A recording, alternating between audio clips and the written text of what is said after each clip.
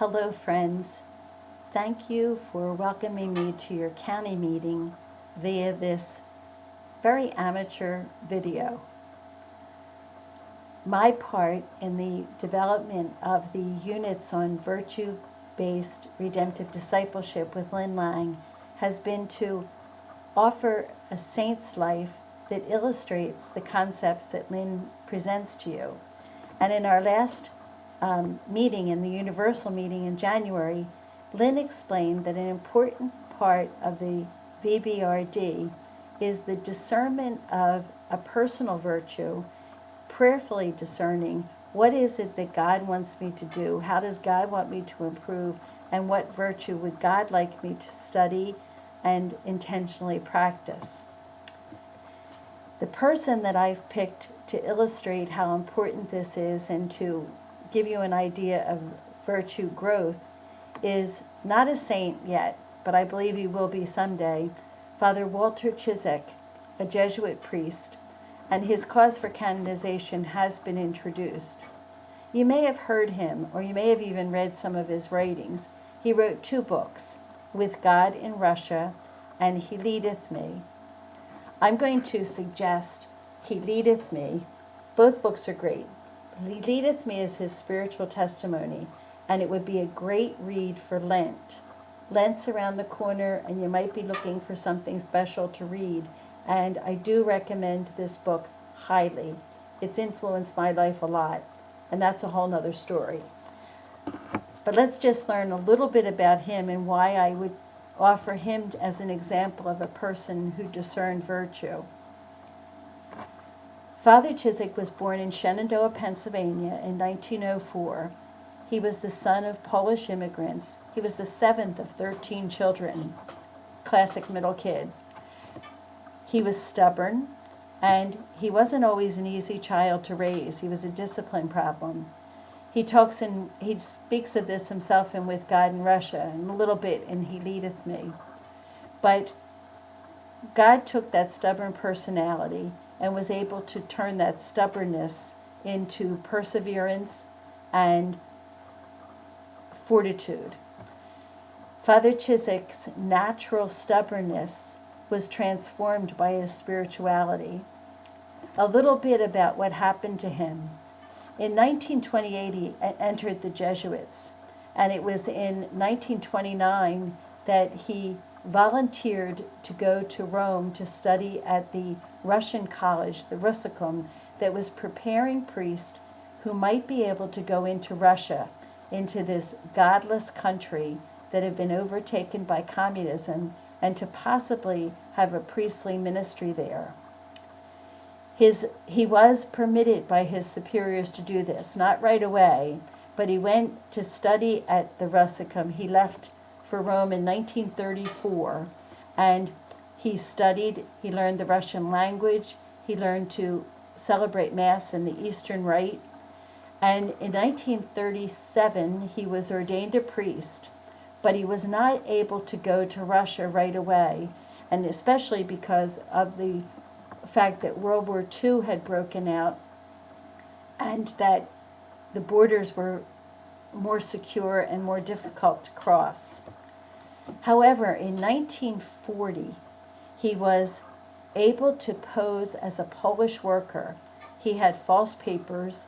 The name that he assumed was Vladimir Lipinski, and he and another priest crossed the border into Russia, posing as workers who wanted to work in the Ural Mountains, at the work projects that the Russians had going on there. He was only there, he arrived in Russia in March of 1940, and in June of 1940 he was arrested and accused of being a spy for the Germans. Later, the charges were that he was a spy for the Vatican. All of these charges seemed ridiculous to Father Walter, but they were taken seriously by those who interrogated him and imprisoned him. He was sent to the dreaded Lubyanka prison in Moscow, where he was virtually in solitary confinement for 5 years. During that time, he was interrogated, even tortured, mistreated, practically starved, and finally broken, and he signed a false confession. Along with the years that he was in Lubyanka, he was sentenced to 15 years of hard labor in Siberia. He served this sentence with joy because in Siberia he was able to practice his ministry as a priest, of course secretly. His chapter in this book, He Leadeth Me, about the Mass is so inspiring, about the way the men longed for the Eucharist, but also the sacrifices and the risks that he took to be able to bring the Eucharist to the men that he was in Siberia in the prison camp with. He was released after his sentence was served with limited freedom. But it was very limited freedom because he had been a political prisoner. Someone told him when he was released that if he wrote letters to the United States and that they didn't contain much information because they would be censored, that they might go through. So he wrote to his family. His sister was a Bernardine sister in Reading, Pennsylvania. He remembered the address of the mother house there. So he wrote to his sister, and he used all of the nicknames of his brothers and sisters and asked about them. And for his family and for the Jesuits, it was as if someone had risen from the dead. The Jesuits had already said masses for the repose of his soul because they presumed he was dead. They hadn't heard from him in over 15 years. So now they knew he was alive. And what happened was his sister began to work with the State Department during the Kennedy administration to try to get Walter released from Russia. And in 1963, on October 12, 1963, Father Walter Ciszek came home to the United States. The United States traded 2 Russian spies for Walter Ciszek and another young man who had been imprisoned in Russia. He went on after he came back to the United States to be a spiritual director, a writer and giver of retreats, and live a virtuous life. But why did I choose him for this idea of virtue discernment? When I read Father Walter's writings, I felt his humility and his dependence on God coming out of the pages. He naturally practiced virtue before he allowed God to transform him. He practiced mortifications, but just to prove that he could do it. His stubbornness could be interpreted as a virtue, but it wasn't until he allowed God to take over in his life and abandoned himself completely to divine providence that his living of virtue was really seriously virtue.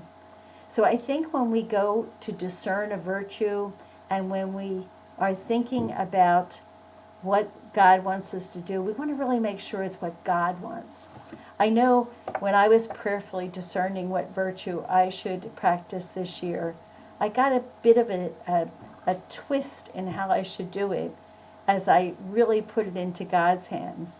I was thinking I needed to work on temperance. I had to work on these eating habits, and God said, you know what, not really. What I want you to do is, I want you to be more reverent with everything. I want you to be more reverent in the way you treat people.